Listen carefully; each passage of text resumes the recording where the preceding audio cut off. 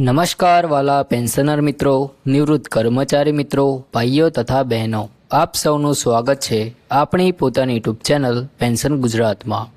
તો મિત્રો, આજે જે માહિતી હું આપ સાથે શેર કરવા જઈ રહ્યો છું તે ખાસ કરીને 66 વર્ષથી વધુ વયના પેન્શનરો માટે ખૂબ જ મહત્વપૂર્ણ છે અને ઘણા સમયથી જે 18 મહિનાના ડીએ એરર્સ અંગે પ્રશ્નો ઉઠી રહ્યા હતા તેના પર આજની તારીખ 1 માર્ચ 2026ના રોજ એક મહત્વપૂર્ણ ખુલાસો સામે આવ્યો છે। મિત્રો, ઘણા પેન્શનરો અને કર્મચારીઓ સતત પૂછપરછ કરી રહ્યા હતા કે બાકી રહેલા મોંઘવારી ભથ્થાના 18 મહિનાના એરિયર્સ વિશે સરકાર શું નિર્ણય લેશે, ક્યારે ચૂકવણી થશે અને શું કોઈ સકારાત્મક સંકેત મળી રહ્યો છે કે નહીં। તો મિત્રો, આજે આપણે આ સમગ્ર મુદ્દા પર વિગતવાર ચર્ચા કરીશું અને સાથે સાથે 8મા પગાર પંચ અંગેની તાજેતરની અપડેટ પણ સમજીશું। મિત્રો, સૌથી પહેલાં 18 મહિનાના ડીએ એરિયર્સ વિશે વાત કરીએ તો કોરોના કાળ દરમિયાન રોકાયેલા મોંઘવારી ભથ્થાના એરિયર્સ અંગે લાંબા સમયથી માંગણી ચાલી રહી છે। અનેક પેન્શનર સંગઠનો અને કર્મચારી સંગઠનોએ સરકાર સમક્ષ રજૂઆતો કરી છે કે વધતી મોંઘવારીને ધ્યાનમાં રાખીને આ રકમ ચૂકવવી જરૂરી છે, કારણ કે નિવૃત્ત પેન્શનરો માટે આ રકમ જીવન નિર્વાહમાં મોટો સહારો સાબિત થઈ શકે છે। ખાસ કરીને 66 વર્ષથી ઉપરના વરિષ્ઠ નાગરિકો માટે દવાઓ, સારવાર અને દૈનિક ખર્ચાઓમાં વધારો થયો છે, તેથી તેઓ આ માટે આ એરિયર્સ ખૂબ જ મહત્ત્વ ધરાવે છે।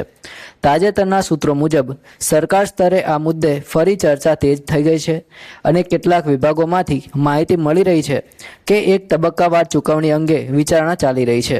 જો કે હજી સુધી સત્તાવાર જાહેરનામું બહાર પડ્યું નથી, પરંતુ ચર્ચા આગળ વધી રહી છે। તે પોતે એક જ સકારાત્મક નિર્ણય સંકેત ગણાય છે। હવે આ સાથે જોડાયેલો બીજો મોટો મુદ્દો છે 8મું પગાર પંચ। તો 1 જાન્યુઆરી 2026થી 8મું પગાર પંચ અમલમાં આવ્યું હોવાની વાત ચાલી રહી છે, પરંતુ વાસ્તવમાં કર્મચારીઓ અને પેન્શનરોને વધેલા પગાર અને પેન્શનનો લાભ મેળવવામાં હજુ પણ વિલંબ થઈ રહ્યો છે।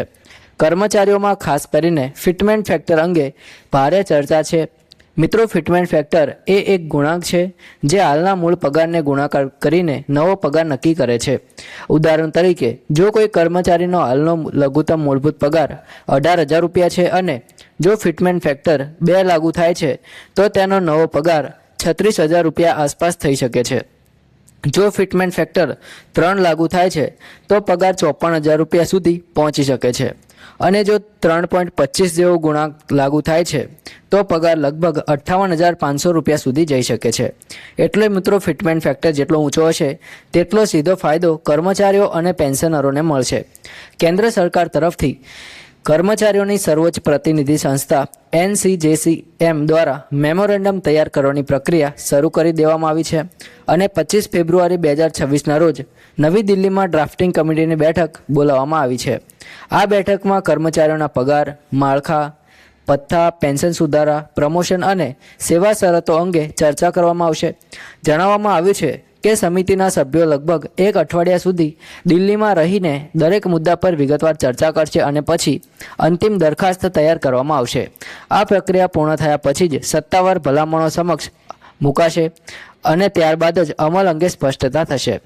પેન્શનરો માટે ખાસ વાત એ છે કે જ્યારે નવું પગાર પંચ અમલમાં આવે છે ત્યારે તેનો સીધો અસર પેન્શન પર પણ પડે છે, કારણ કે પેન્શન ગણતરી પર સુધારેલા પગાર આધારિત થાય છે।